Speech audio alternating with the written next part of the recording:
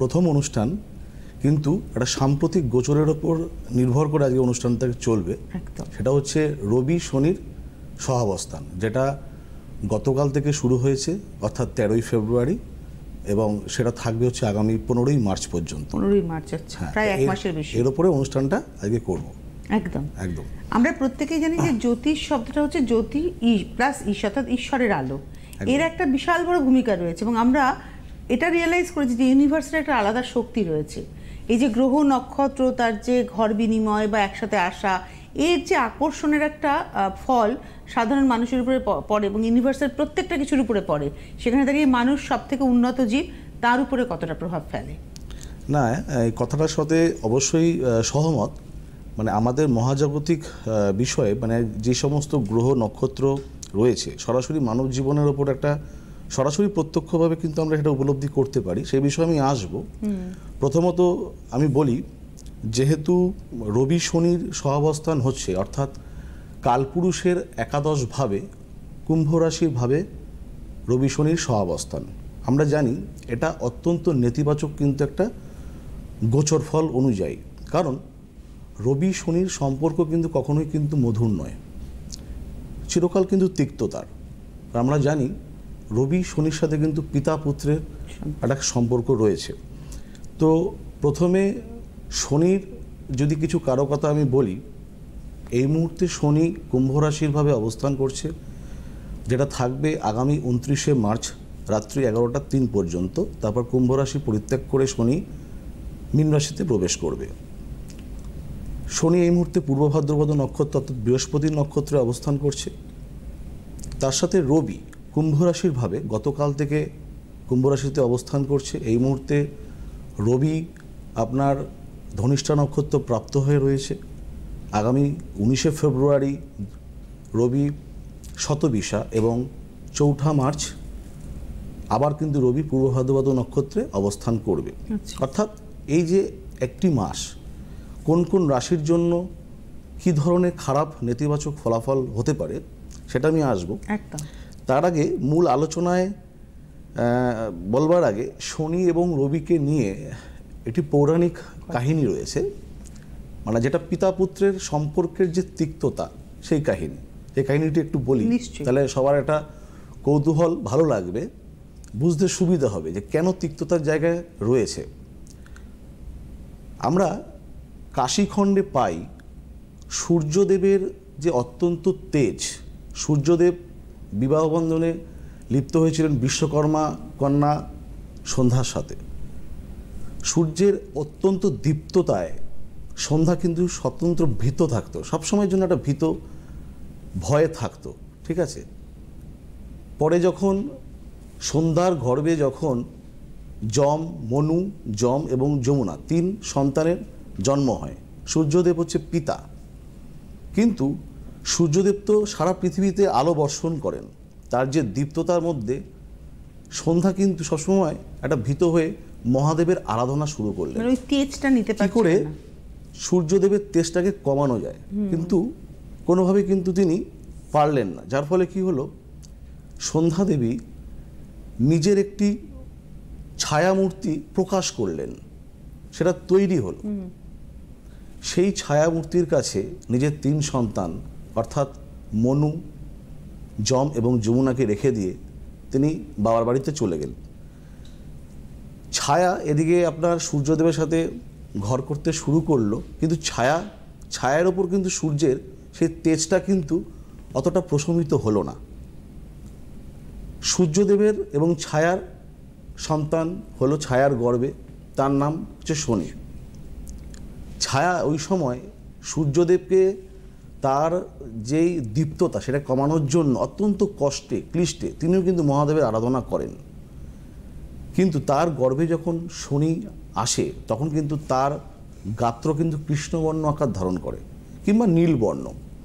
যার ফলে সূর্যদেব যখন ছায়াকে জিজ্ঞাসা করলেন যে পুত্র কার, এ তো আমার নয়, কারণ সূর্যের তো দীপ্ততা, তিনি আলোকিত, তিনি শনিকে মেনে নিতে চাইলেন না। যার ফলে অত্যন্ত দুঃখ পেলেন ছায়াদেবী। শনি কিন্তু সেই মায়ের অপমান কিন্তু সহ্য করতে পারলেন না। শনি কিন্তু তার বক্রদৃষ্টি সূর্যের ওপর রাখলেন। আচ্ছা, সূর্য কিন্তু অন্ধকারময় হয়ে গেল। সেই সূর্য নিজেকে বাঁচানোর জন্য তিনিও কিন্তু মহাদেবের কাছে গেলেন। মহাদেব শনিকে বোঝানোর চেষ্টা করলেন, কিন্তু শনি ছোটবেলা থেকে কিন্তু উদ্ধত, ক্রোধী। শনিকে কোনো মতে কিন্তু সে থামাতে পারল না। এমনকি শনি মহাদেবের উপর কিন্তু বক্রদৃষ্টি কিন্তু স্থাপন করলেন, বললেন যে আমি তোমার উপর দৃষ্টি রাখবো। মহাদেবকেও শনি বললেন, বলছে তাই তুমি রাখবে? বলছে হ্যাঁ। কতক্ষণ রাখবে? 3 ঘন্টা। আগামীকাল আমি তোমার উপর দৃষ্টি রাখবো। আচ্ছা, মহাদেব বলল ঠিক আছে, দেখছি তুমি পারো কিনা আমার উপর দৃষ্টি রাখতে। মহাদেব পরের দিন মর্তে হাতি সেজে সারাদিন ঘুরে বেড়ালেন। পরে যখন কৈলাসে ফিরলেন, দেখেন যে শনি মহাদেব বসে আছে। শনি মহাদেবের জায়গায় বসে আছে, অপেক্ষা করছে। মহাদেব বলছে কোথায়, তুমি তো আমার উপর দৃষ্টি দিতে পারলে না, দেখলে তো? তখন শনি বলছে, হেসে বলছে, আমি আপনার উপর যে দৃষ্টি দিইনি কে বলেছে? বলছে কোথায় তার প্রমাণ? এই যে আমি আপনাকে বললাম আমার বক্রদৃষ্টি আপনার ওপর আমি বর্ষণ করব, আপনি দেখুন নিজে কৈলাস ধাম ছেড়ে মর্তলোকে গিয়ে ঘুরে আসেন পশু সেজে, এটাই তো আমার দৃষ্টির ফলাফল।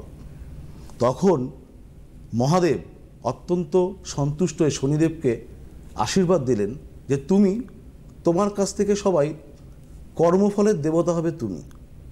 মানুষ যদি শুভ ফল করে তবে কিন্তু তুমি কিন্তু তাদেরকে কর্মের আশীর্বাদ তাকে দেবে। এর জন্য বক্রদৃষ্টি কিংবা শনির 7.5 ঢাই আমরা যাই বলি না কেন, আমরা যদি সৎকর্মে যদি থাকতে পারি, যদি সৎ ভাবনায় থাকতে পারি, ফলাফল কিন্তু আমরা অবশ্যই পাবো। যদি আমরা নেতিবাচক জীবনযাপন করি তাহলে কিন্তু কোনোদিনও কিন্তু আমরা ফলাফল কিন্তু পাবো না। তা সেই সময় থেকে রবি শনির মধ্যে কিন্তু একটা তিক্ততা, যার ফলে কোন কোন রাশির এটা এখন সেই রবি আর শনি যার জন্য দেখুন রাশিচক্রে শনির যে উচ্চস্থ জায়গা তুলা রাশি, সেটা কিন্তু রবির নিচস্থ জায়গা, একদম একদম। আবার দেখুন রবির যে উচ্চস্থ জায়গা সেটা শনির নিচস্থ, অর্থাৎ মেষ রাশি, একদম বৈপরীত্য চরিত্র। হ্যাঁ, আবার দেখুন সপ্তাহের শুরু কিন্তু আমরা রবি দিয়ে করি, হিসাব মতো ক্যালেন্ডারটা একটু ফলো করে দেখবেন, সপ্তাহের শুরু কিন্তু রবিবার, শেষ দিন কিন্তু শনিবার। আমরা বলি শনি রোববার শেষ দিন, তা নয়। সুতরাং বৈপরীত্যটা বুঝতে পারছেন পিতা পুত্রের? তো এই বৈপরীত্যের কারণে রাশির যে গোচর ফলগুলো আমরা বলি না, এখানে আর একটা উদাহরণস্বরূপ আমি বলি কেন গোচর নিয়ে আমরা প্রত্যেকটা সময় আলোচনা করতে চাই, কেন এফেক্টিভ বলি। কারণ দেখুন, একটি মানুষ যদি আমি ধরি একটা প্যারামিটার অনুযায়ী তার গড় আয়ু 60 কি 65, জন্মকালীন একটা গ্রহদের দশা থাকে, জন্মকালীন গ্রহদের অবস্থান থাকে, একটা দশা থাকে, সেটা কিন্তু পরিবর্তনশীল নয়।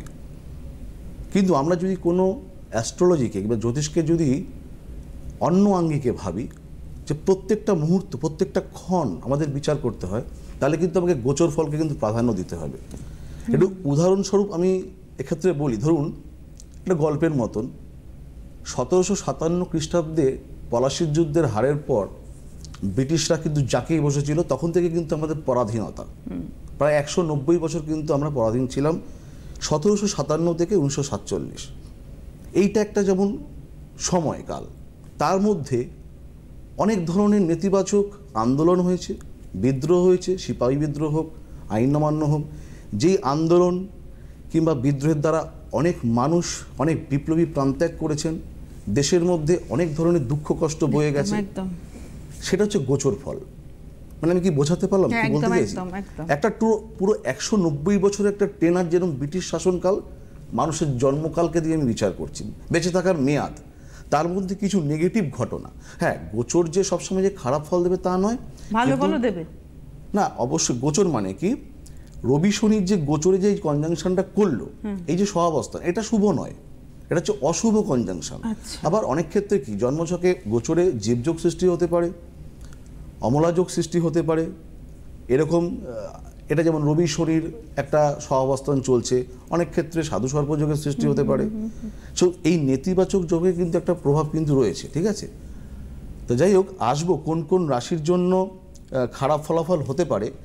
বিশেষত কুম্ভ রাশিতে যেহেতু এই সহাবস্থান হচ্ছে, আমরা জানি কুম্ভ রাশি হচ্ছে বায়ুতত্ত্বের রাশি, মূলত অগ্নিতত্ত্বের সাথে কিন্তু এই বায়ুতত্ত্বের একটা বন্ধুত্বপূর্ণ সম্পর্ক আছে। কিন্তু সেখানে কিছু কিন্তু আছে।